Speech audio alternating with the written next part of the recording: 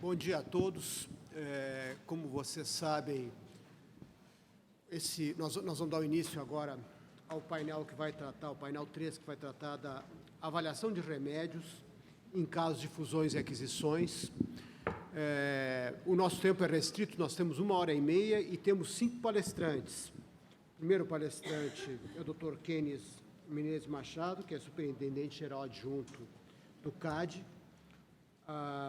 Dr. Caio Mário Pereira Neto, de Pereira Neto Macedo Advogados. O Dr. Luiz Alberto Esteves, que é o economista-chefe do CAD, que está aqui à minha direita. A doutora Silvia Fagá de Almeida, que é gerente sênior da LCA Consultores e professora na FGV e FIP. E o Dr. Carlos Baigorra, que é o superintendente de competição da Anatel. Então, eu vou cumprir a minha função. Nós temos um tempo limitado e eu fui advertido para terminar o painel na hora. Isso significa que cada palestrante terá 15 minutos para fazer a sua exposição e, sobrando um tempinho, no final faremos ainda algumas perguntas ou levantaremos alguma discussão. Eu vou seguir a ordem dos painelistas que nós temos aqui, de acordo com a programação oficial. Começa você. Com uma pequena alteração. A primeira apresentação vai ser da Silvia Almeida, da LCA, e então eu já passo a palavra a ela para que faça a sua apresentação. Tá certo.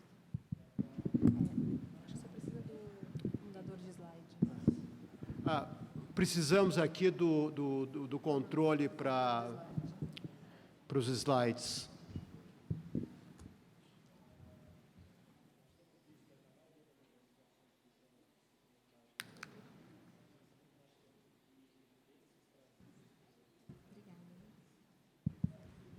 Bom, obrigada, Arthur.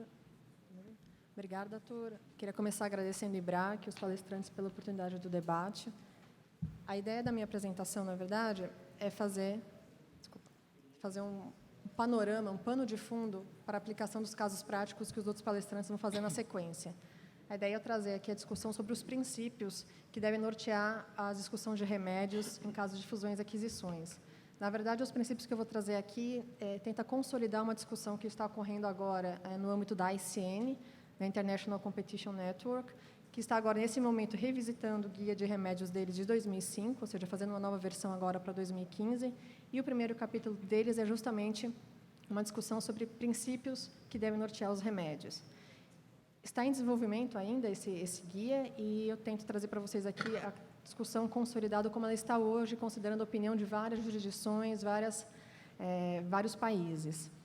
Os principais princípios, então, que foram selecionados como diretrizes para a discussão de remédios são esses 6 que eu listo aqui no slide. Eles podem, inclusive, parecer um tanto intuitivos, até talvez meio óbvios, mas para quem costuma trabalhar um pouco mais com desenhos e negociação de remédio, vai perceber que, na prática, seguir esses princípios pode ser um pouco mais desafiador do que parece, de forma mais teórica. Tá? Então, começando com o primeiro princípio, que seria a necessidade e a natureza do remédio a ser aplicado, o primeiro ponto de partida é retomar qual que é o propósito, então, de se colocar, de se desenhar um remédio. É justamente tentar contornar um problema concorrencial que a operação vai trazer. E, além disso, o remédio não pode, não deve comprometer os possíveis ganhos de eficiência que essa operação também pode gerar.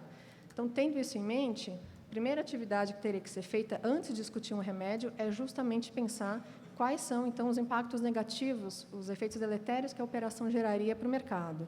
E, a partir de então, começar a pensar em qual remédio seria o mais apropriado. Não seria adequado, nesse contexto, então, utilizar o contexto da operação, o propósito da operação, para acabar encontrando ineficiências pré-existentes no mercado e tentar consertá-la com os remédios para a operação. Tá?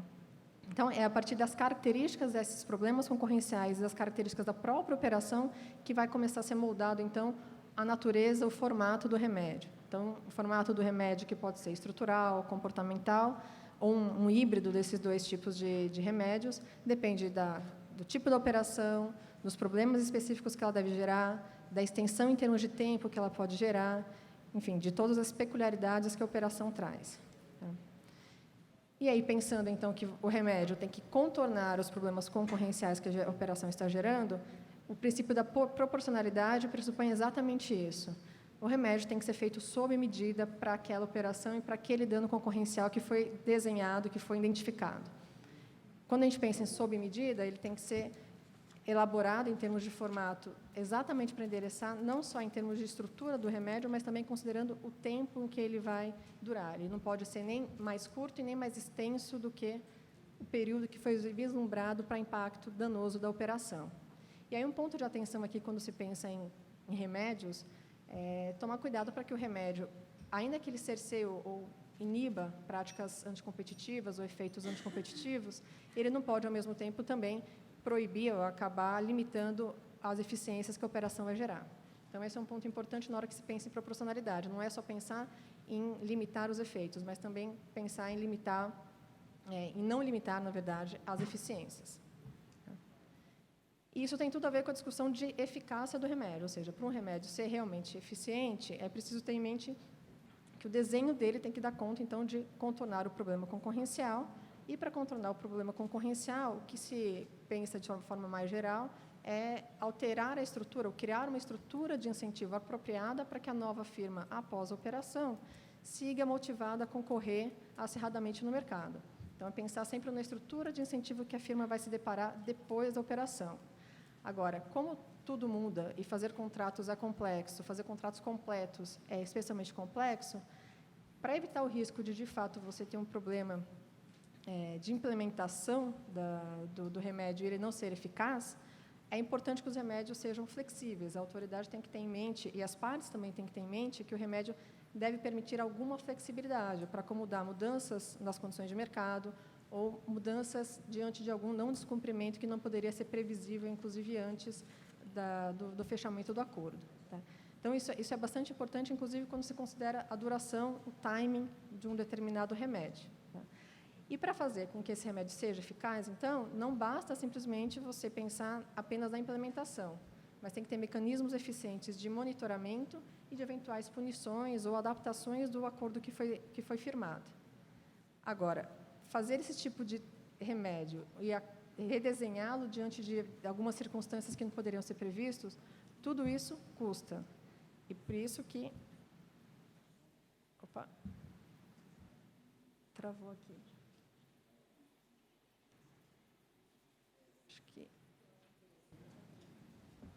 Acho que não está funcionando, gente. Desculpa. Passa o slide. Acho que é lá em cima. Pode passar o slide, por favor? Ali, ó. Coloca lá em cima.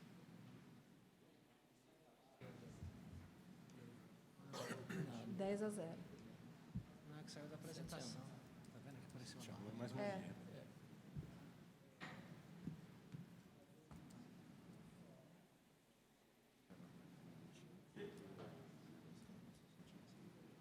Tá bom.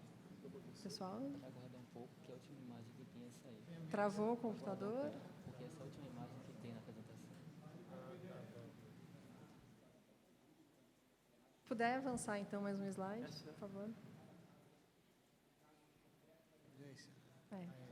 Bom, retomando, então, para ter um remédio eficiente, capaz, inclusive, de ser adaptado a novas circunstâncias de mercado, é importante pensar em implementação, monitoramento, em revisão desse possível acordo, só que tudo isso custa. Então, por isso que tem um quarto princípio, que é justamente os potenciais encargos e custos. E, nesse sentido, temos que pensar não apenas nos custos para a própria autoridade, em monitorar, em implementar, em verificar se está tudo ocorrendo da forma apropriada, mas também pensar do ponto de vista das partes e do mercado como um todo. Então, a gente teria custos operacionais, para serem verificados, que são os mais óbvios, de implementação, de monitoramento, mas também precisa verificar se não vai gerar, inclusive, custos para o restante do mercado. Se o remédio não gera outras ineficiências, ele pode contornar o efeito deletério da operação, mas ele pode gerar outras ineficiências. Ou pode ainda, como eu já antecipei, acabar comprometendo os ganhos que a operação geraria. Então, são essas as dimensões de custos que precisam ser avaliadas com cuidado para que o remédio realmente seja eficaz e não envolva custos tão expressivos. Tá? Agora, para evitar justamente facilitar esses custos elevados, a questão de transparência e consistência também se coloca como um ponto importante. A melhor forma de reduzir custos de transação é realmente evitar, inclusive, assimetrias de informação. Então, a transparência é um dos princípios importantes trazidos nessas discussões com a ICN, claro que conservando sempre a questão da confidencialidade, e para além de uma questão de transparência mais processual, ou seja, criar diretrizes, criar critérios mais objetivos de remédios que podem ser utilizados, um ponto que se discutiu bastante nessas discussões da ICN é a questão do diálogo antecipado entre partes e autoridades. Então, isso é um ponto importante de um diálogo transparente, talvez até mais informal do que as próprias diretrizes, e contar também com a contribuição de terceiros interessados e testes de mercado, né? Market tests, para verificar se o remédio realmente vai trazer a eficiência. Então, essa questão da transparência ela se coloca especialmente importante quando a gente começa a discutir fusões internacionais que têm impacto em diferentes jurisdições e que, então, deve trazer problemas de forma diferente em cada país, mas que precisam ser levados em consideração até para que os remédios tenham consistência entre si. E é por isso que o último princípio que eu apresento aqui, que é um princípio novo, isso não estava no relatório de 10 anos atrás, é a cooperação internacional. Acompanhando a tendência de cada vez mais termos fusões internacionais, foi apresentada esse sexto princípio justamente com a ideia de criar um pouco mais de diretrizes, inclusive para que essa cooperação seja mais fluida, justamente para que o remédio cumpra todos os outros quesitos anteriores. Os remédios atendam à necessidade de resolver o problema concorrencial, seja eficaz, não implique tantos custos assim e acabe tendo transparência para evitar esses custos de transação. Então, essa cooperação internacional tem se mostrado bastante importante, inclusive para evitar que se imponha nenhum tipo de remédio que vai ser inconsistente entre uma jurisdição e outra. Então, essa cooperação ainda está mais em desenvolvimento, é um tema mais recente, mas já se tem avançado muito e a própria ICN é um fórum para que isso evolua de forma mais eficiente. Então, seriam esses os principais princípios que, dentro da ICN, a gente tem discutido, e eles parecem, de fato, bem intuitivos, que qualquer remédio deva respeitar essas questões. Aqui eu trago pontos mais gerais, justamente porque eles tentam consolidar um denominador em comum entre todas as jurisdições, então, são questões mais gerais, mas, mesmo assim, eles são pontos que precisam ter como referência. Não é tão trivial assim respeitar todos esses tipos de critérios. E aí a gente tem que olhar que cada caso vai ter uma peculiaridade diferente, ou seja, cada caso vai ser um caso. Então, existem os princípios mais gerais, mas nem dá para ele ser mais detalhado, porque cada caso vai ter que ser analisado individualmente. E avaliando alguns dos princípios e evoluções recentes, um ponto que chama bastante atenção é a questão da proporcionalidade. A gente percebe que ele impõe um desafio especial, que é essa questão de você de ser tentador, na verdade, diante de uma fusão, uma aquisição, a autoridade, inclusive, vê que tem uma oportunidade para resolver uma ineficiência que não decorre da operação. Então, o remédio deveria, na verdade, se concentrar apenas no efeito direto da operação, para ter o nexo de causalidade. Outro ponto bem importante é a questão de transparência, e aqui o Luiz Esteves vai fazer a apresentação, a criação do guia, acho que é um avanço bem importante nessa direção. O próprio guia da ICN é um avanço importante. O Guia do Brasil vai ser também um avanço bem importante nessa direção. E, quando a gente avalia as jurisdições ou a cooperação internacional, tem que, de fato, haver um reconhecimento da interdependência, mas também cada jurisdição tem que atuar considerando as suas leis, o impacto no seu próprio país, tem que ter alguma autonomia. Então, por vezes, a cooperação internacional pode gerar um custo de transação bastante relevante, pode até dificultar a imposição de alguns remédios. A ideia é que ela facilite, mas ela precisa ser feita com muito cuidado para evitar qualquer tipo de prejuízo adicional, na verdade. Então, eram os pontos que eu queria trazer para a conversa de hoje. Acho que os demais palestrantes vão agora apresentar, com casos mais concretos, como é que tem acontecido aqui no Brasil. Obrigada, gente.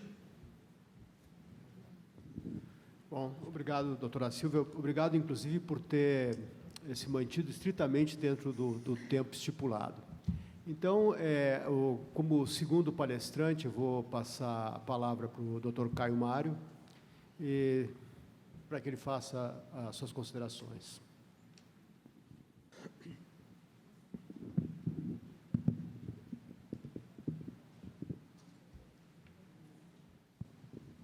Obrigado, Arthur. Queria pedir para alterar a apresentação. Obrigado. Agradecer, antes de mais nada, ao IBRAC, agradecer ao Arthur e à Silvia, que fizeram o convite para participar desse painel. É sempre um prazer estar participando desse seminário. Eu acho que a gente troca diversas ideias entre os advogados, estudiosos, autoridades. Eu acho que é muito positivo e saudável. O que eu procurei preparar numa breve apresentação, que eu espero também conseguir ficar abaixo dos 15 minutos aqui, para a gente poder ter tempo de discutir ao final, foi uma síntese de um artigo recente que eu escrevi com o professor Paulo Furquim. E por provocação do presidente Vinícius, está lançando um livro hoje à noite aqui no seminário, com um balanço dos primeiros anos da Lei de Defesa da Concorrência da 12.529 de 2011. E, por provocação do Vinícius, eu e o Paulo procuramos fazer um balanço dessa discussão de remédios. Então, o que eu queria fazer aqui em 6 slides é sintetizar os principais pontos que nós trazemos nesse artigo, que está bem mais detalhado lá no livro. E, para isso, olhar um pouquinho para trás, olhar para a Lei 8884, saber de onde é que a gente veio e o que representou de mudança a Lei 12.529. E aqui um primeiro gráfico, que é o free riding do advogado sobre o economista nesses artigos, né? Quer dizer, quando você faz uma parceria com o economista, você consegue colocar uns gráficos interessantes e tal. Então, essa aqui é uma contribuição do Paulo Furquim. Que a gente procurou avaliar aqui as decisões em atos de concentração com alguma restrição, né, e avaliar a proporção dentre a totalidade de decisões em atos de concentração que houve alguma restrição, a proporção de decisões com acordo e a proporção de decisões com remédios estruturais dentre a totalidade de decisões com restrições. Então, é isso que tem nesse gráfico. Está tudo em proporção, o que elimina a variabilidade de número de atos de concentração por ano. Então, a gente não quis olhar o valor absoluto ali do número de atos de concentração, mas sim as proporções. O que a gente nota aqui? A gente nota, primeiro, uma grande variação na proporção de acordos, principalmente nos primeiros anos. Um número muito significativo de acordos, estão em posição de restrição por acordos, e isso cai drasticamente ali no final da década de 90, início dos anos 2000. Em especial, porque começa a ter muita decisão sobre cláusulas de não concorrência, muita decisão imposta unilateralmente pelo CAD, não necessariamente com impactos muito significativos, mas você tem uma queda drástica aqui em acordos, e essa proporção cai tanto que em 2003, 2004, você tem ali praticamente 0 acordos, e depois isso volta a subir em direção a quase 20%, portanto, 1 em cada 5 casos com restrições acaba tendo acordos ali em 2010. Então, acho que isso é bastante interessante. A gente começa com uma trajetória de muitos acordos, proporcionalmente, essa trajetória cai significativamente, muita imposição de medidas unilaterais, e depois volta à construção de acordos no CAD, e a gente, enfim, acho que já lembra de uma experiência muito recente aqui, no final dos anos da Lei 8884, de muitos TCDs expressivos com a implementação de pacotes de acordos, inclusive estruturais aqui. Se a gente olhar a proporção de medidas estruturais versus medidas comportamentais, a gente também vê aqui alguma variação, muito menor do que acordos versus não acordos, mas também com uma tendência de elevação no final dos anos da Lei 8884. O que isso significa, né? Eu acho que o que a gente identifica, e faz isso de forma mais detalhada no artigo, é que há uma certa evidência de maior rigor na aplicação de remédios em atos de concentração no período de vigência da Lei 8884, em direção ao fim desse período de vigência. Então, se a gente olhar 2008, 2009, 2010, 2011, nós temos acordos e medidas unilaterais sendo impostas de forma mais relevante, mais rigorosa, sobre atos de concentração no final da vigência da Lei 8884.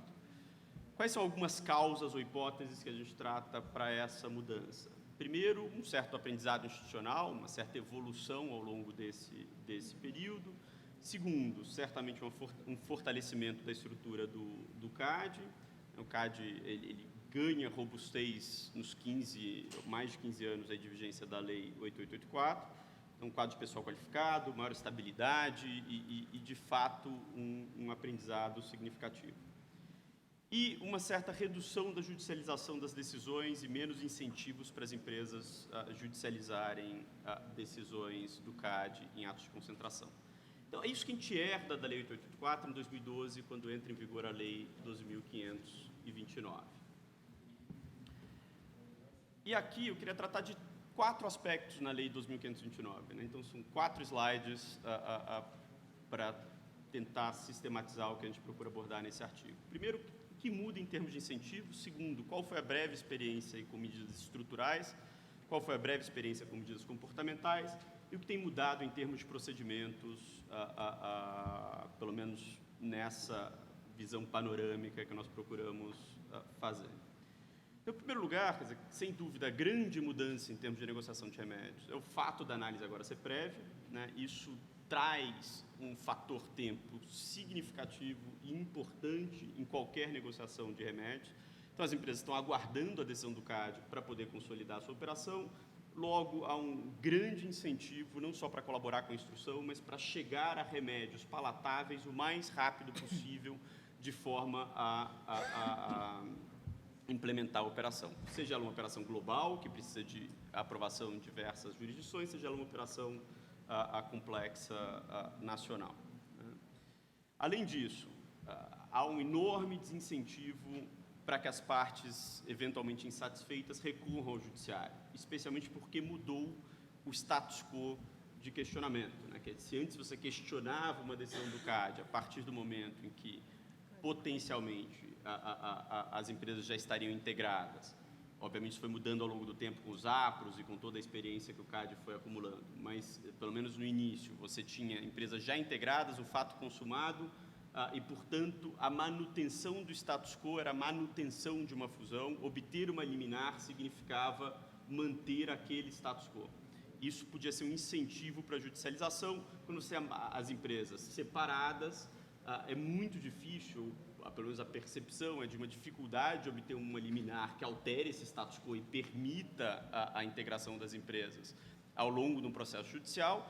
Portanto, um processo judicial sem uma liminar vai ser uma longa discussão em que empresas vão estar esperando para se fundir, algo improvável, para dizer o mínimo. Né?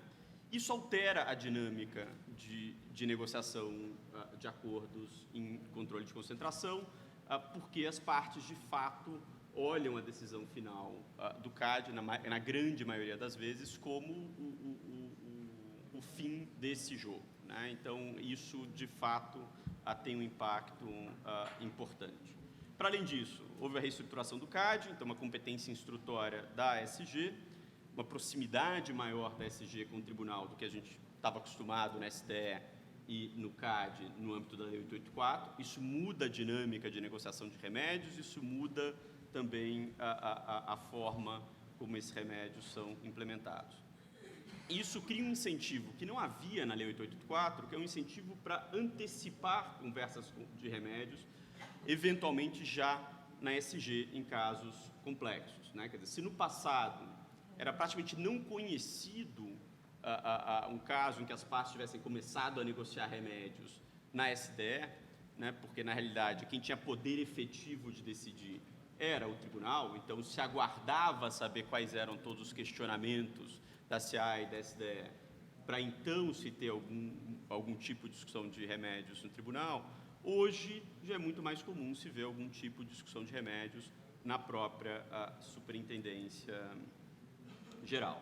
Então, acho que essa é uma mudança de incentivos, é uma mudança de procedimento e que tem se apresentado de forma muito intensa ao longo dos últimos anos.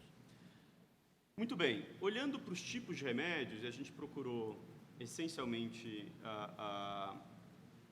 analisar os casos onde identificamos acordos, né, que o artigo é especificamente sobre ACCs. Eu vou falar um pouco mais sobre isso no último slide. Em termos de remédios estruturais, acho que tem 3 grandes eixos de discussão. né? Então, remédios estruturais considerados aqueles em que você tem algum impacto sobre a estrutura de mercado, em que implica algum tipo de pacote de desinvestimento em geral e alguma realocação de ativos e direitos de propriedade sobre esses ativos, a gente tem 3 grandes eixos de discussão aqui. Primeiro, o que desinvestir, quer dizer, que pacote de ativos é esse? Segundo, para quem desinvestir? Terceiro, como desinvestir? Então, acho que essas são discussões que têm surgido. Nós analisamos 10 casos com medidas estruturais negociadas em acordos no âmbito de controle de concentração, né? No que desinvestir, eu acho que esse objetivo, esse grande princípio que a Silvia tratou, ele, de alguma forma ele aparece, né? Quer dizer, essa ideia de se buscar o menor conjunto de ativos capaz de solucionar a preocupação concorrencial gerada pela operação. Então, a ideia é que o remédio não seja nem abrangente demais, nem abrangente de menos, seja um remédio desenhado para o tamanho necessário para mitigar efeitos negativos e não prejudicar os efeitos positivos daquela fusão. Isso tem gerado uma grande variabilidade do pacote de ativos, né? Então, se a gente olhando esses casos, esses 10 casos especificamente que nós analisamos, que são essencialmente, enfim, pelo menos até junho desse ano, eram basicamente todos os casos com medidas estruturais. Tem desde desinvestimento de participações societárias, unidades fabris e locais de produção, marcas, carteiras de contratos, software, licenças, enfim, eu poderia dar basicamente pelo menos um exemplo de caso para cada um desses exemplos que está aí. Eu não vou fazer isso, que meu tempo já tá se esgotando aqui. Mas o fato é que a variabilidade dos pacotes é grande e muitas vezes inclui uma multiplicidade de ativos distintos. Para quem desinvestir? A gente vê 2 tipos também de condicionantes sobre esse eixo e que vêm sendo discutidos pelo CAD. Condicionantes negativas, quer dizer, quem não pode comprar, né? Quem não pode adquirir aqueles ativos, e evidentemente sempre com uma referência à ausência de vínculos em relação às requerentes, porque as requerentes estão sendo obrigadas a desinvestir justamente porque um terceiro deveria ter aqueles ativos e competir com as requerentes. E, muitas vezes, referência a uma participação de mercado limitada para quem está adquirindo aqueles ativos. E algumas condicionantes positivas, como, por exemplo, capacidade financeira, incentivos para competir e assim por diante. E o como desinvestir se refere aqui a prazos para desinvestimento, a venda direta, venda com preço mínimo, por leilão com preço mínimo, por leilão sem preço mínimo, enfim, uma evolução aí dessas diversas medidas para implementar o desinvestimento. Isso em relação a remédios estruturais. Olhando para remédios comportamentais, nós identificamos 13 casos com remédios comportamentais, uma experiência bastante diversificada aqui em relação a esses remédios também. Então, e a depender da situação que está tentando se mitigar. Então, primeiro, em termos de concentrações horizontais, algo que apareceu em diversos casos aí nos últimos tempos, acho que todos têm acompanhado isso com alguma frequência. É uma vedação temporária à aquisição de unidades de produção adicionais ou participação em operações de concentração com empresas em determinados mercados relevantes. Então, estou chamando isso aqui de comportamental, mas é um comportamental com efeito estrutural também. Mas com a sinalização do CAD de, olha, neste mercado eu entendi que a concentração atingida pelas requerentes é uma concentração significativa o suficiente para eu dar uma sinalização de que novas concentrações durante um período não deveriam ocorrer. Tem discussões complexas sobre isso, porque o CAD sempre poderia analisar essa operação e avaliá-la caso a caso, né? Ok. Então, pensando em concentrações horizontais, acho que esse é um ponto importante, também submissão de obrigações futuras. Pensando em integrações verticais, acho que a gente tem aqui diversas medidas já bastante tradicionais em termos de fornecimento não discriminatório de ativos e relações intragrupo em relações verticais aqui. Então, casos como Rumo ALL ou Bromias ICL são casos onde isso apareceu fortemente. Restrição de acesso a informações sensíveis, principalmente quando você tem joint ventures ou integrações parciais entre as empresas. Obrigações de qualidade, isso também é talvez uma novidade em alguns casos surgindo aqui. Então, Croton e Anguera, talvez o mais simbólico onde essa discussão surgiu. E, portanto, uma diversidade muito grande de medidas comportamentais surgindo nesse período também. E aqui o último slide que eu queria mencionar, e com isso caminho aqui para a conclusão, antes do Arthur cortar minha palavra, sobre inovações procedimentais, que eu acho que são extremamente interessantes e entendo que o Keynes vai tratar, sem dúvida, mais detalhadamente delas aqui. Mas eu queria só chamar a atenção para algumas coisas. Primeiro, certo balanço. Isso foi tirado de uma apresentação da própria SG. Dos 20 casos com impugnação que chegaram ao tribunal até maio desse ano, 3 tiveram restrições unilaterais, essencialmente a dimensão de cláusulas de não concorrência, e 16 casos tiveram ACCs e 1 caso foi reprovado. Então, isso indica claramente aquele incentivo para se firmar acordos, né? Quer dizer, 16 dos 20 casos tiveram acordos, e os 3 que tiveram alguma restrição sem acordo foram restrições laterais ao negócio. Então, acho que esse é o principal ponto desse slide. Ideia de negociar junto à SG e também essa experiência com testes de mercado que tem aparecido cada vez mais. Eu acho que são experiências novas, interessantes, que a gente precisa acompanhar para ver como é que elas vão se desenvolver ao longo do tempo. Eu não vou entrar nos demais inovações, porque já acabou aqui meu tempo, mas acho que tem diversas inovações em termos de implementação de remédios também. A gente pode falar mais disso no período de discussão. Então, eu queria agradecer a todos pela atenção e passar a palavra para o próximo palestrante. Muito obrigado, Caio. Eu acho que com certeza teremos pontos a discutir, se o tempo nos permitir. O tema é extremamente interessante e complexo. Isso aí dificulta aos palestrantes serem sumários. Mas então, por isso mesmo, já vou passar a palavra ao Keynes para que ele faça a sua apresentação.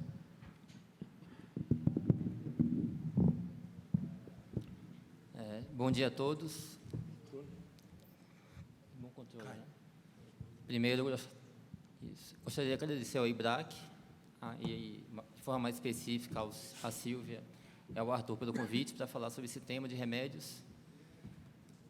Foi conversado anteriormente como seria a divisão o que seria apresentado, e, felizmente, a gente verificou que as apresentações vão ser bastante complementares. A Silvia falou de princípios, o Caio Mário veio com um histórico do caso nos últimos 2 anos em relação aos casos, falou bastante de procedimentos. Eu vou falar de procedimentos, eu diria que mais de rotina do que de procedimentos. Nesses 2 anos, o que tem sido feito, o que foi feito, e o Luiz vai falar após, com o horizonte mais de futuro.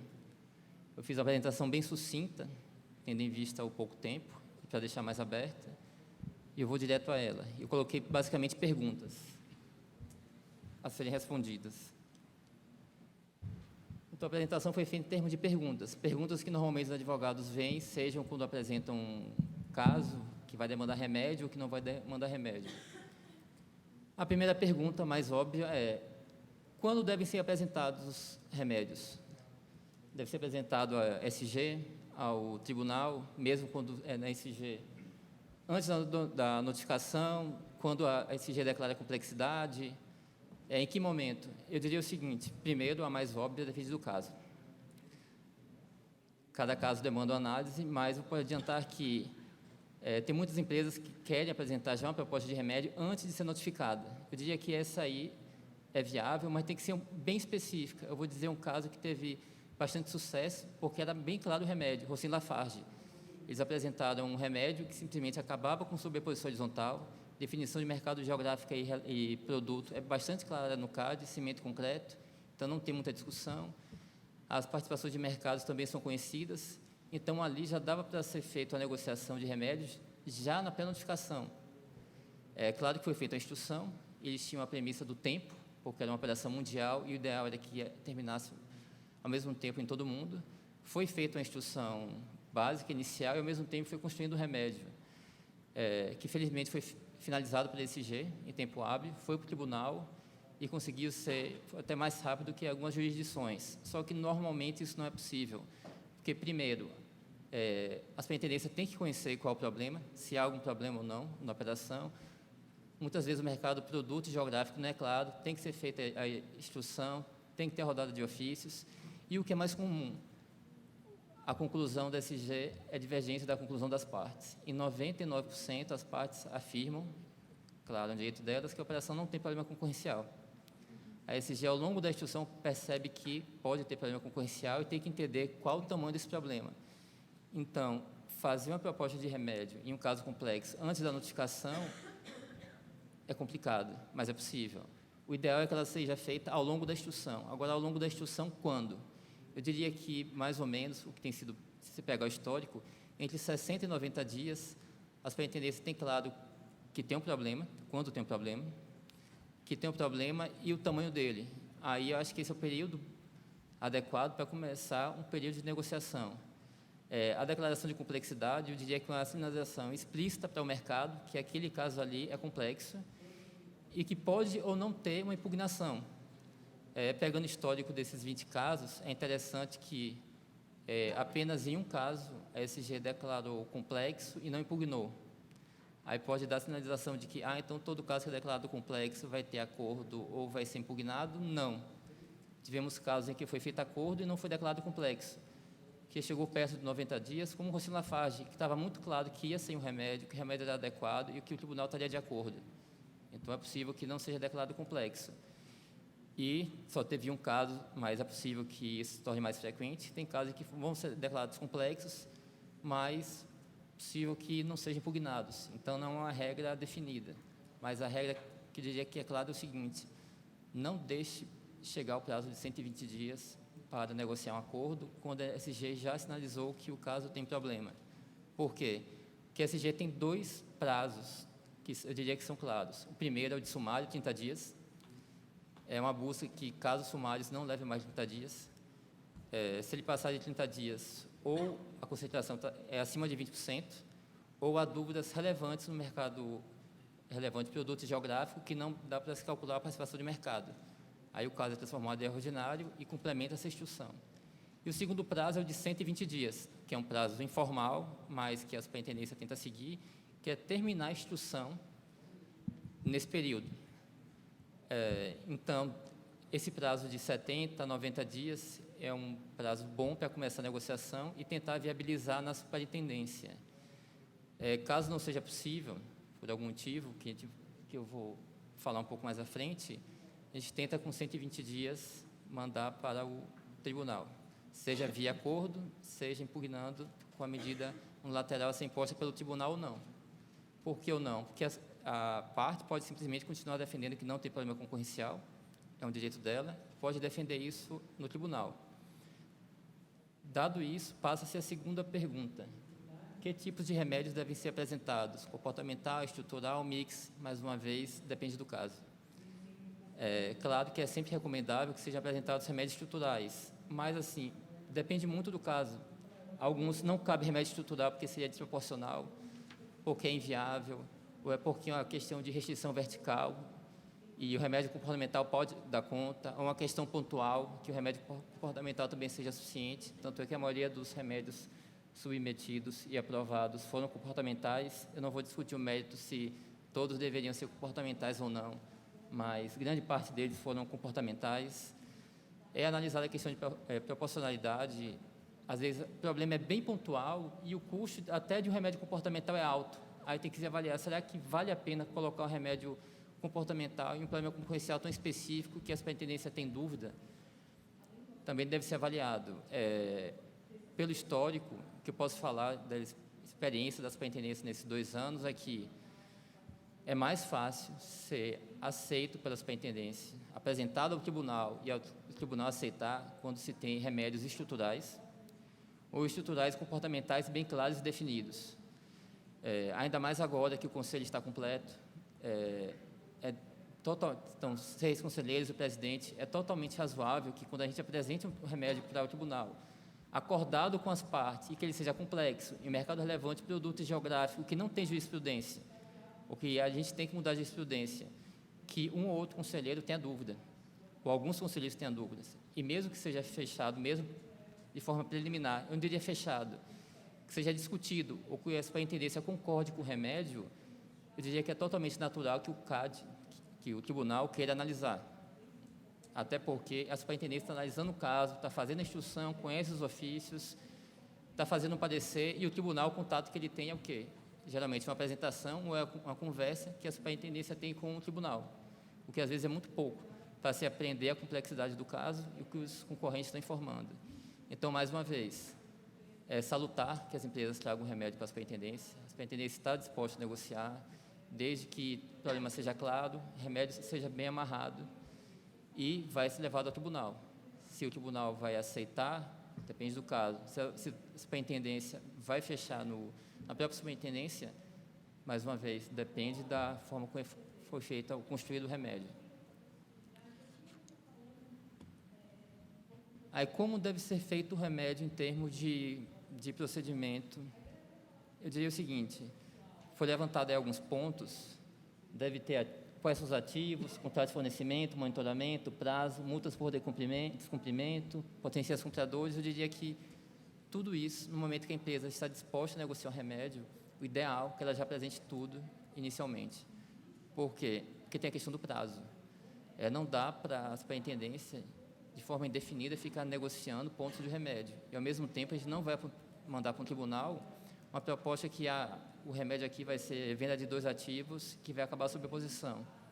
Ok, a gente já fechou isso, mas em relação a monitoramento, como é que vai ficar o contrato de fornecimento, vai ter TOX, não vai, tudo isso é importante e tem que estar no contrato.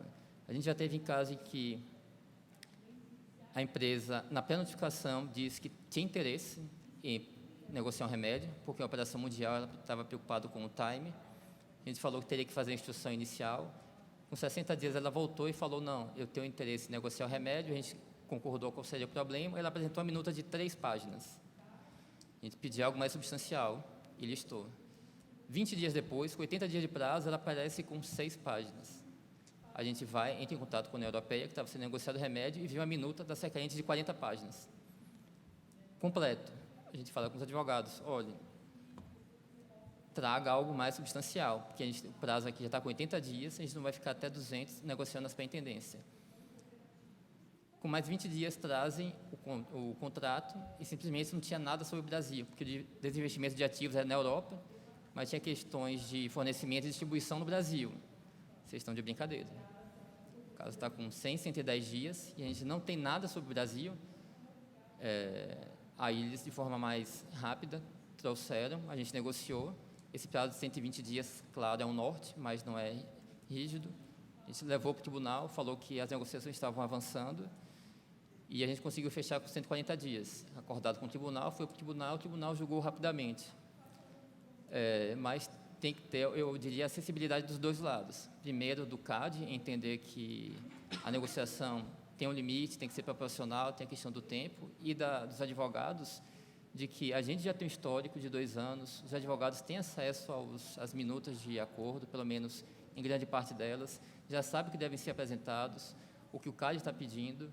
Então, quando vier uma proposta de remédio, não ficar definir se vai ser comportamental e estrutural, traz uma proposta mais robusta, para a gente não ficar, por causa de rotina, de procedimento bobo, com 2 meses, uma negociação na superintendência. E a outra pergunta, será realizado o teste de mercado? Sim, eu diria que hoje o que a gente se observa é o contrário. Tem algum motivo para não realizar teste de mercado nesse caso? Em regra, a gente está realizado o teste. Claro, tem que ver a questão de confidencialidade, o que pode ser aberto, o que não pode ser aberto, e ponderando resposta de concorrente. Quando a gente sempre fala que vai fazer teste de mercado, vai falar, mas esse remédio aqui, se for colocado, o terceiro interessado vai bater, o concorrente vai falar isso, vai falar aquilo. Claro que a gente vai fazer o filtro, a gente sabe que tem outros interesses. Muitas vezes o concorrente fala, isso aqui não serve, não é nem para reprovar. Ele quer que reprove a operação e ainda divida a empresa que notificou. Claro que tudo isso a gente pondera, avalia. Tanto é que a gente está avançando na realização de teste de mercado, porque não basta fazer teste, o teste tem que ser bem feito.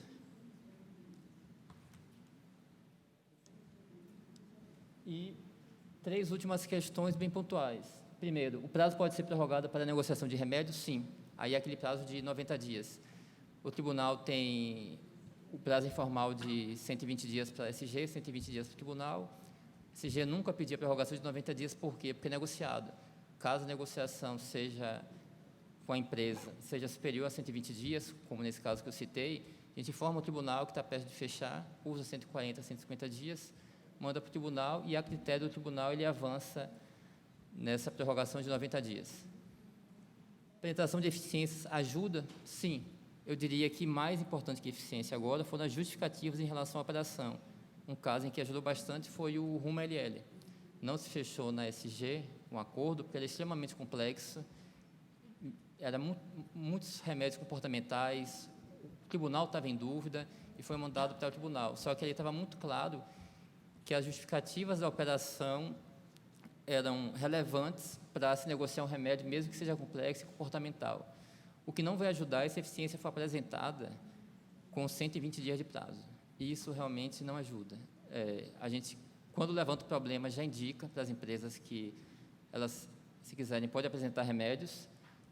Da declaração de complexidade, a gente formalmente abre a possibilidade, mas se a empresa pede 60 dias para apresentar eficiências, aí fica a critério dela. Ela vai apresentar no tribunal, se não tiver um acordo. O que a gente pode fazer é não dizer no parecer que não tem eficiências, porque a empresa não apresentou. É simplesmente que não foi apresentado. Aí é a critério da empresa apresentar no tribunal ou não. E, por fim, aí seria mais discussões futuras, como deve ser feito o acompanhamento. O CAD tem utilizado nos seus acordos a figura do trustee, tem se discutido a obrigação de notificação, tem se falado, em determinados casos, o comprador já está delimitado e se atingir o critério de faturamento, de qualquer forma vai ser notificado. Mas tem mercados em que, independente do comprador, são mercados pontuais, faturamentos pequenos, envolvendo mercado de hospital, educação, farmácia, plano de saúde, que dificilmente o comprador vai ter um faturamento para notificar, então isso pode ser colocado em algumas operações, e eu acho que vai ser mais usual. E questões societárias para evitar fraude. Eu acho que isso foi discutido, mas nunca foi colocado. Se foi colocado de forma superficial, e eu acho que é um ponto que vai ser levantado e mais aprofundado nas próximas negociações. Acho que seria somente isso e, mais uma vez, estou aberto a perguntas. Muito obrigado, Kenis. Foi britânico no seu horário. Bom, eu vou passar a palavra agora para o Luiz Esteves, o economista-chefe do CAD, para que ele faça também a sua apresentação.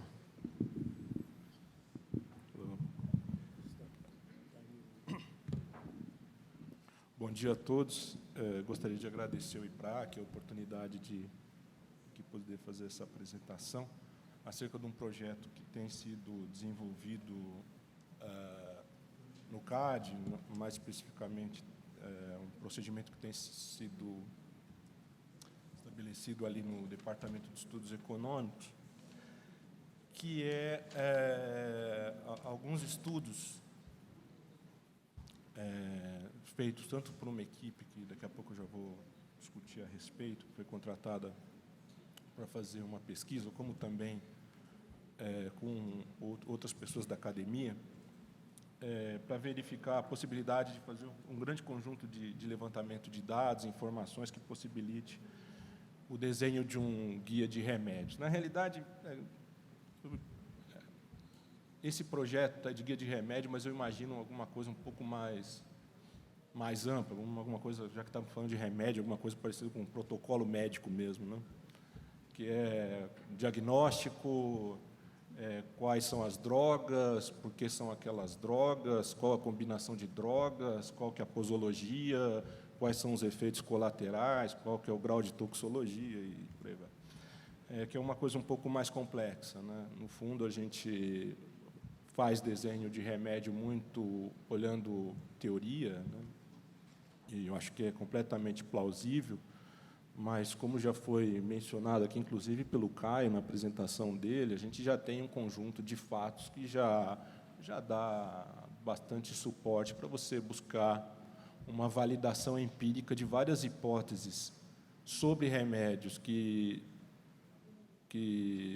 são muito claras na superintendência, no tribunal, com os advogados, mas, de alguma maneira, é bom ser testado, né? Acho que a evidência empírica está aí, já que está. Acho que é possível fazer uma validação. A motivação, né, principal Porque, na realidade, realmente, essa discussão, que eu acho que é o ponto que acaba mais pegando, eu já estou...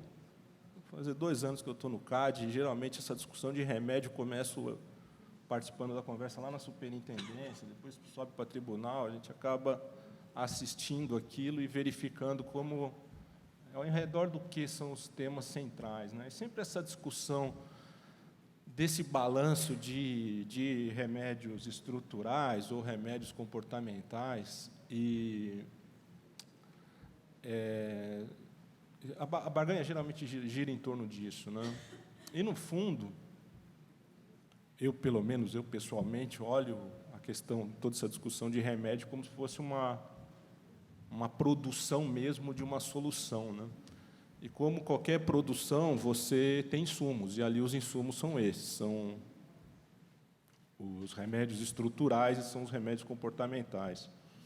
E, como na maioria dos casos, esses insumos eles guardam alguma complementaridade, ou seja, são várias situações onde você, no fundo, tem que usar os dois mesmo, né? Você tem que usar remédio estrutural e usar remédio comportamental. Tem alguns casos, e aí é onde geralmente a gente olha, onde a barganha ela fica mais circunscrita, é quando esses remédios eles guardam alguma substitutibilidade, porque, de fato, existe a possibilidade de substitutibilidade em algum grau, não vou dizer que é muito grande, entre remédios comportamentais e remédios estruturais. Em algumas ocasiões, você pode substituir remédio estrutural por algum grau de remédio comportamental e vice-versa. O grande problema é que, se os contratos fossem completos, não existisse assimetria de informação, todas as informações fossem plenamente verificáveis por uma enforcement de terceira parte, num tribunal, o custo dos remédios comportamentais ele seria muito pequeno. Mas não é o caso. Então, isso acaba fazendo com que o custo de remédios comportamentais, o monitoramento de remédios comportamentais, ele fique bastante elevado. Então, no fundo, na hora que tem uma discussão de substitutibilidade, a gente olha como a gente olha qualquer produção. Vai depender do preço relativo dos insumos que estão ali. De modo que você vai querer, para a sua solução, colocar a maior quantidade de remédios mais baratos. O que acontece é que, como a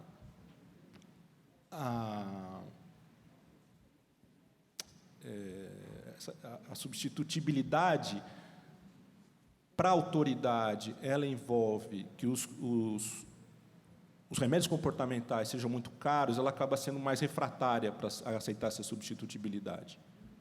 E, no fundo, o que acontece é que é um pouco mais ou menos o que foi dito aqui também na mesa,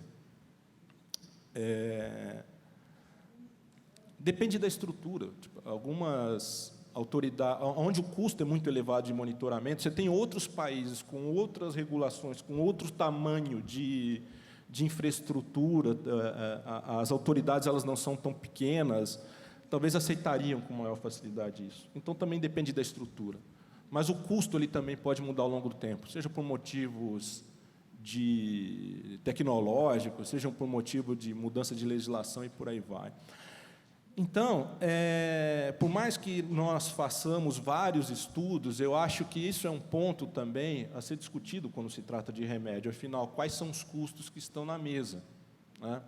E isso não é necessariamente você olhar o passado e verificar como que funciona aquele protocolo médico, com aquela posologia de remédios ou aquela combinação que vai solucionar. Muitas vezes você tem que olhar prospectivamente como você consegue diminuir o custo dos remédios em geral, porque elas podem dar um novo balanço, né, nessa combinação de remédios estruturais e remédios comportamentais. Outro ponto que eu acho que vai ser importante nessa agenda de trabalho é ter um pouco também a avaliação ex post dos remédios. Nós temos um grande conjunto de remédios que já foram prescritos, eles foram prescritos e por hipótese, assim, aparentemente solucionaram um ponto, ou a dificuldade mesmo de monitorar, mas precisa ser validado isso. A gente precisa verificar até que ponto realmente eles endereçaram o problema, se realmente os preços, eles, ceteris paribus, se mantiveram constantes, independentemente aí de outras flutuações que justificassem variações de preço, mas isolar o efeito da concentração e a solução do remédio realmente endereçou o problema, isso continua aberto, né? Isso é uma coisa que tem, e não é só aqui, você tem várias autoridades do mundo muito mais aparelhadas que têm uma avaliação ex post realmente, para as dimensões, eu digo, bastante fragilizada, que é uma pena, porque lá poderia ter material, inclusive, para a gente ter maior informação, isso não tem, isso acaba sendo uma complicação. Tem um outro ponto que eu acho que essa discussão ela é importante para reduzir um pouco o grau de assimetria de informação que tem entre as partes e entre o próprio CAD. Eu acho que várias vezes, sentado nas mesas, eu olho assim, eu falo, a assimetria de informação é muito grande do que cada um acha que é relevante, o tipo de remédio mais efetivo e por aí vai. Eu acho que isso pode dar uma boa sinalização, de modo que também as partes, isso talvez seja uma impressão minha, talvez eu seja completamente equivocado, mas em algumas ocasiões, sentado numa mesa, numa negociação, é sugerido um remédio, e parece que as partes elas olham assim, e eu preciso fazer essa conta. Eu não sei se com esse remédio que você está propondo, eu tenho condição de fechar aqui agora, porque muda completamente a precificação da operação, né? Geralmente, geralmente o conselheiro, você tem uma semana para responder. Então, é uma situação complicada. Eu imagino se eu estivesse do outro lado, tivesse que fazer essa conta, ela não seria muito trivial. Mas, de alguma maneira, eu acho que é importante as próprias empresas elas anteciparem isso na maioria de cenários suficientes. Agora, isso pode reduzir o custo da autoridade sinalizar, afinal de contas, o que é importante de remédio. Eu acho que reduz ali os cenários necessários para você poder fazer diferentes simulações e precificações das operações, né?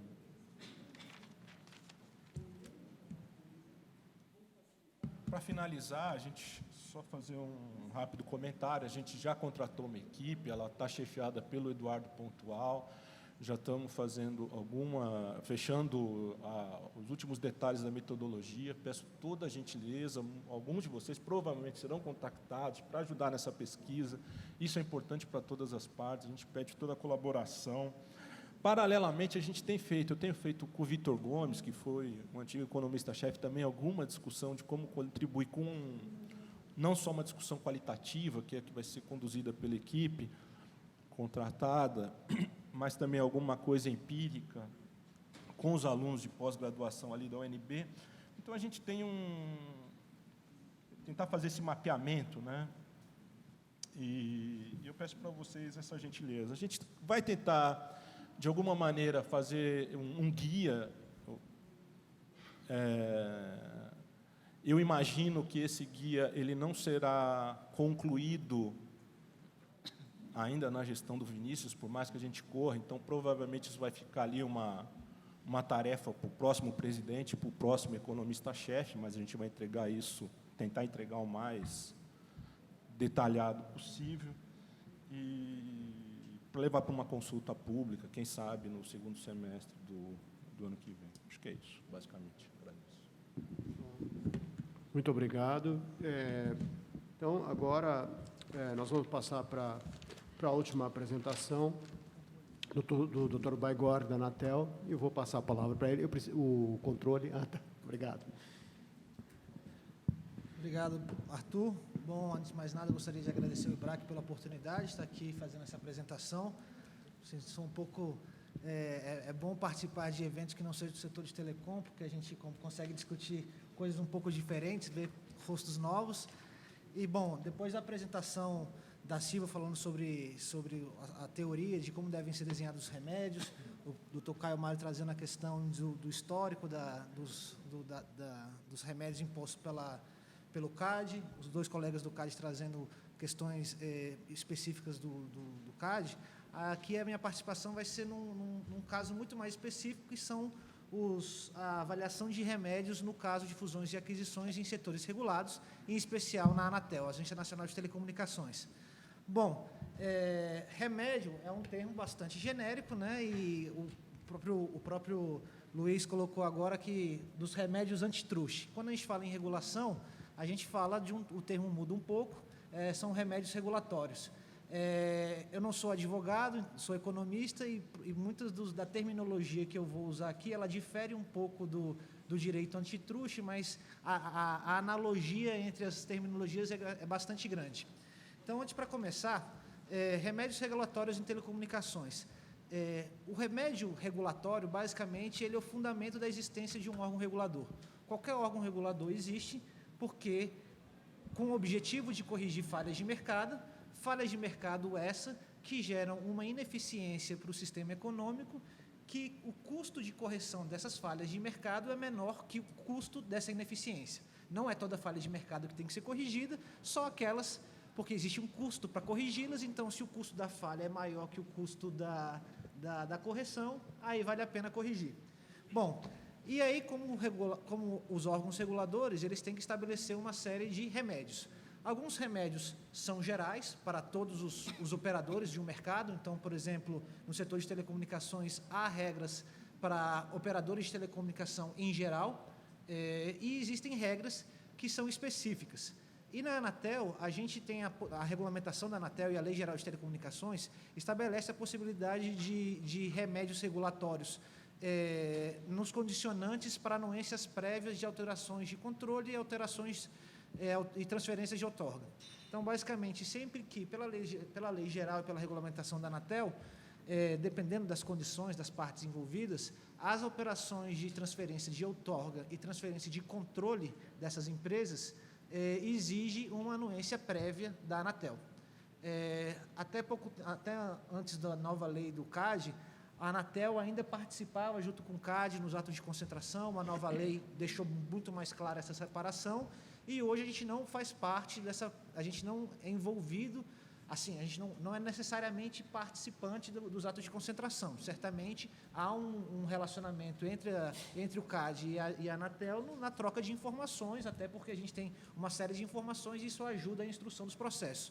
Mas, de qualquer jeito, a gente coloca os condicionantes regulatórios, os condicionantes que são impostos em anuências prévias, eles têm o objetivo de garantir que a regulamentação vai ser atendida, que vai ter compliance com a regulamentação. Mas, além disso, existe a possibilidade prevista na lei da imposição de remédios específicos, não remédios gerais, mas remédios específicos para empresas, para prestadores de serviços de telecomunicações, classificadas como detetoras de poder de mercado significativo, que no direito antitruste é mais ou menos o conceito de dominância. E aí o remédio é colocado de forma ex ante, não num contexto de anuência prévia, mas com o objetivo de evitar o abuso de poder de mercado. Foi uma discussão muito grande isso aí, mas esse não é o foco hoje. Mas na Anatel, basicamente, na regulamentação, a gente tem esses dois tipos de remédios. 3 tipos, na verdade. Remédios gerais para todas as prestadoras, remédios específicos para prestadoras com poder de mercado significativo e remédios aplicados nas situações como condicionantes nas transferências de outorga e transferências de controle. Bom, não há nenhum regulamento na Anatel, nenhum guia estabelecendo os critérios para definição de condicionantes em anuência prévia. Ou seja, os remédios que são colocados pela Anatel em anuências prévias, e diferentemente dos colocados para poder de mercado significativo, eles são remédios definidos no caso concreto, caso a caso, análise a análise. Isso tem prós e contras. O ponto de vista positivo é que você consegue fazer um remédio muito bem específico para aquela situação concreta. Entretanto, enquanto ele tem um problema, que é a capacidade de discutir esses remédios com a sociedade como um todo. Por que eu estou fazendo essa contraposição? Os remédios estabelecidos para detentores de poder de mercado significativo, eles são definidos em regulamentação, e não num caso concreto.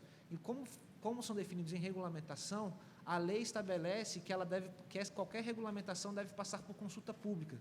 Então, os remédios estabelecidos para detentores de poder de mercado significativo são discutidos com a sociedade em consultas públicas e audiências públicas, enquanto que os remédios estabelecidos em anuências prévias são discutidos com as partes envolvidas no processo, basicamente. Assim, os condicionantes eles são definidos no caso a caso pelo Conselho Diretor em uma análise do caso concreto. Então, a Superintendência de Competição instrui o processo, sugere condicionantes, quando há ou sugere a reprovação ou a aprovação com condicionantes, e isso é enviado ao Conselho Diretor da Anatel, que delibera finalmente. Nos últimos anos, a gente teve 3 grandes operações societárias no setor. Eu vou falar mais ou menos desses 3 casos concretos para a gente ver os remédios que foram definidos. Primeiro, a gente teve a reestruturação societária do Grupo Claro, Embratel, NET, são 3 grupos que são parte do Grupo América Móvel, o grupo mexicano. Depois tivemos a aquisição da GVT pela Telefônica Brasil e também tivemos a proposta de cisão do Telco, que era uma proposta de cisão desse instrumento aí lá na Itália, que era um instrumento de controle da Telecom Itália. Bom, esse processo da anuência prévia da América Móvel era basicamente a anuência prévia para uma reestruturação societária e traz essa série de remédios, que são os condicionantes que a gente estabelece. O primeiro condicionante, vocês vão ver que os nossos condicionantes, alguns têm que seguir aquele princípio colocado pelos princípios colocados pela Silvia aqui no começo, mas outros são remédios que são obrigatórios porque estão previstos ou na legislação ou na regulamentação do setor. Então, esse primeiro remédio ele vai aparecer em todas as anuências prévias. É uma condição necessária para qualquer transferência de controle no setor de telecomunicações a comprovação de irregularidade fiscal. Esse é o primeiro remédio que tem que ser colocado sempre. Da onde que vem essa obrigação? Se formos analisar do ponto de vista dos princípios que a Silvia apresentou aqui, ele fica quicando, porque eu não consigo associar ele a nenhum daqueles princípios que você trouxe, mas é uma obrigação que tem. Inclusive, na Anatel, uma grande discussão gigantesca, quem já atuou aqui, vejo vários que atuaram em casos na Anatel, essa questão da regularidade fiscal é sempre uma dificuldade, porque é uma discussão sobre qual é o nível da regularidade fiscal. É regularidade federal, estadual, municipal, de quais tributos? Tributos da Anatel ou todos os tributos da União? Então, isso sempre gera uma grande dificuldade. Antigamente, a regularidade fiscal era exigida como um documento necessário para a abertura do processo. O que a gente percebeu? Isso gerava muito custo burocrático, porque as operadoras conseguem a regularidade fiscal, a certidão negativa ou a positiva com efeito de negativa, ela tem uma validade, os processos demoram, quando chega no final do processo, a gente tinha que negar a operação porque a certidão estava vencida. Então, a empresa tinha que ficar sempre renovando essa certidão. Isso aí era um problema, então a gente decidiu cobrar só no final. No caso da América Móvel, a gente colocou também, aí eu coloquei esse segundo caso, que é o segundo condicionante, que também decorre de uma obrigação legal, que é a obrigação de revisão tarifária. O que acontece? Até a promulgação da Lei 12.485, que é a Lei do Audiovisual, as concessionárias dos serviços de telecomunicações, elas não tinham autorização para prestar outros serviços que não o serviço concedido, que é o serviço do STFC, Serviço Telefônico Fixo Comutado, eles só podiam prestar telefone fixo naquele CNPJ. Então, para prestar outros serviços, como TV por assinatura e telefonia, celular, tinham que ter outros CNPJs. A 12.485, que é essa lei do SEAC, mudou o artigo 86 da LGT e permitiu essa consolidação dos CNPJs debaixo do CNPJ da concessão. Só que prevê que tal consolidação tem como contrapartida o compartilhamento integral dos ganhos tributários decorrentes dessa integração. Então, sempre que há uma unificação de CNPJs envolvendo um CNPJ da concessionária, é um remédio legal previsto na lei de que a revisão tarifária deve ser feita. A revisão tarifária, basicamente, se computam os ganhos tributários decorrentes dessa unificação, basicamente as operações entre CNPJs que passam a ser operações internas não recolhem mais tributo, esse ganho tributário é repassado diretamente para o consumidor. Aí a gente começa a entrar, a partir do terceiro condicionante desse caso, são condicionantes estabelecidos pela Anatel. Foi feita uma avaliação no caso concreto e decidiu-se por impor a separação funcional da concessionária e a imposição de diretorias de atacado com regras próprias para o incentivo à produtividade. Isso porque um dos principais problemas concorrenciais do mercado de telecomunicações é o alto nível de integração vertical das operadoras. Então, o fechamento vertical é uma conduta que, historicamente, ela vem sendo combatida na Anatel, e uma das formas de tentar reduzir o incentivo ao fechamento vertical é por meio dessa separação funcional, criando uma diretoria, uma parte da empresa, que ela opera exclusivamente com a venda de insumos para outras operadoras. E aí você consegue, de alguma forma, com outras medidas regulamentares de transparência, garantir que não haja problemas de discriminação na venda desses insumos. Depois, separação contábil da concessionária, justamente para permitir uma contabilidade regulatória que nos permita verificar os custos desses insumos.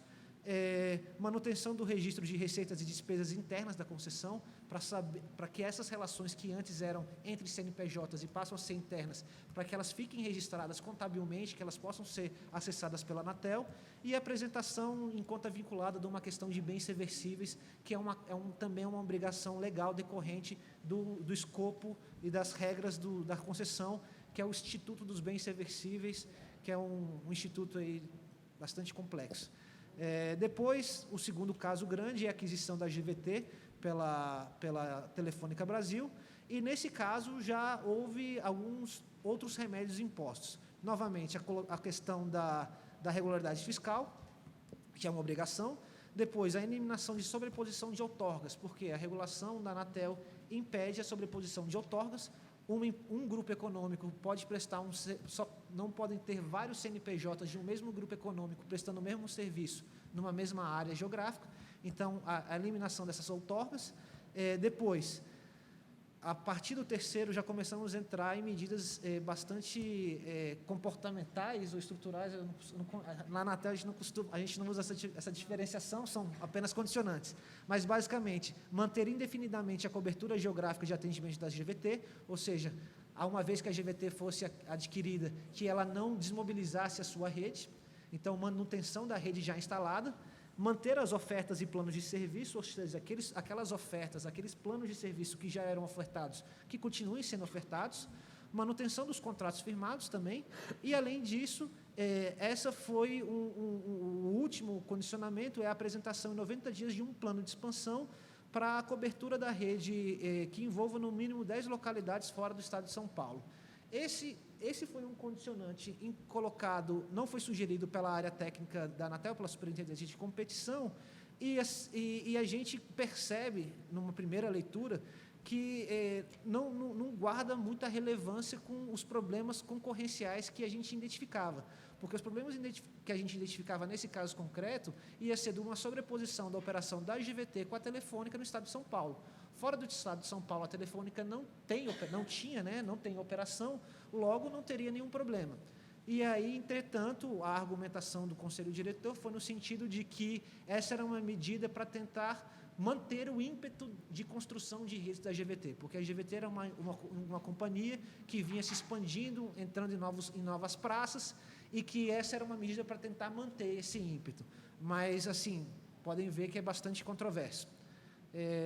Finalmente, essa aqui o título lá em cima está errado, não é a aquisição da GVT, essa aqui é a cisão da Telco.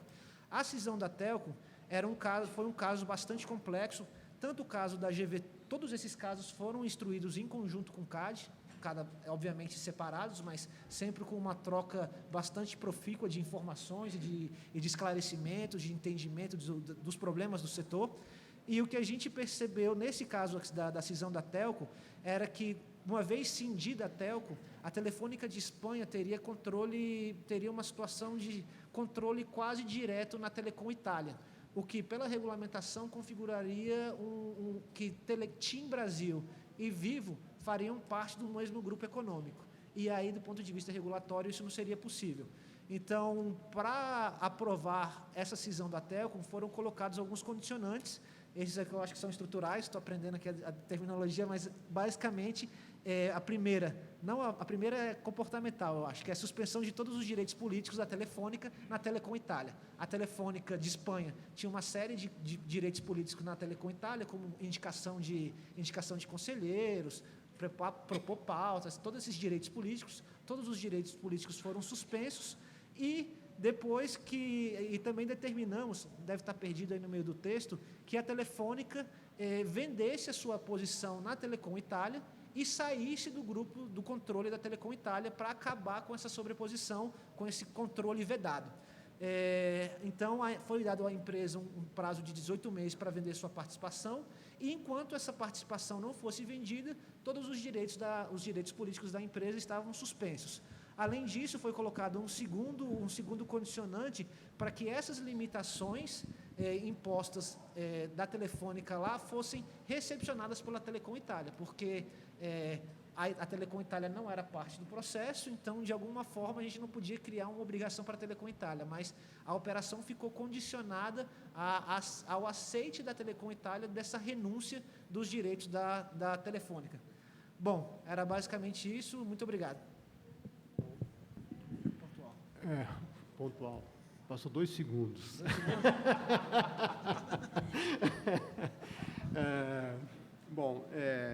Então, eu agradeço a todos os palestrantes. Eu acho que nós tivemos aqui uma variedade de visões sobre os problemas de controle de fusões e aquisições, os remédios para eventuais efeitos concorrenciais, e depois o Baigorre aplicando isso especificamente ao setor de telecomunicações. Eu acho que existe muita coisa interessante a ser discutido. Temos, entretanto, um pequeno problema. Nós já estamos 15 minutos além do nosso tempo, definido pelo IBRAC para que a nossa sessão terminasse e o almoço começasse. Então, eu infelizmente vou ter que ser restrito. O Zé Carlos Busto, organizador, me fez uma recomendação muito forte nesse sentido, e eu vou ser obrigado, então, a concluir a sessão. Muito obrigado a todos. Eu acho que a gente merece uma salva de palmas para os palestrantes.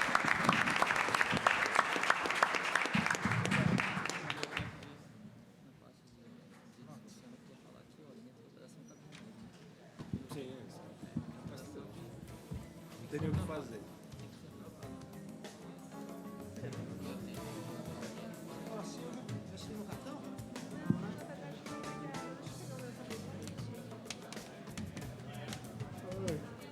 Mas que bom que você veio, cara.